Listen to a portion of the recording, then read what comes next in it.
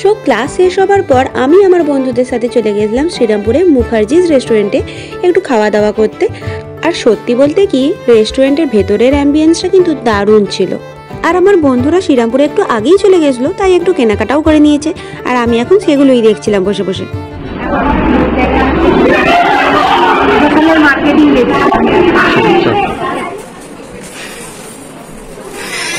Thank you.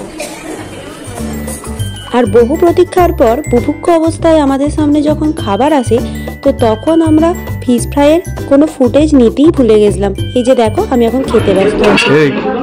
একা একা খাচ্ছিস?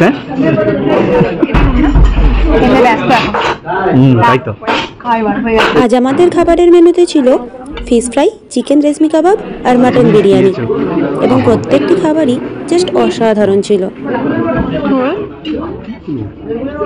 রেস্টুরেন্ট থেকে বেরিয়ে বাড়ি ফেরার সময় দেখি এইভাবে মালাই আইসক্রিম বিক্রি হচ্ছে, তো আমরাও চটাপট একটা করে মালাই আইসক্রিম নিয়ে নিলাম আর খেতে খেতে বাড়ি চলে আসলাম। তো আজকের ভিডিওটা এই পর্যন্তই। ভালো লাগলে একটা করে লাইক, শেয়ার, সাবস্ক্রাইব আর ফলো করে দিও। তো চলো, টাটা।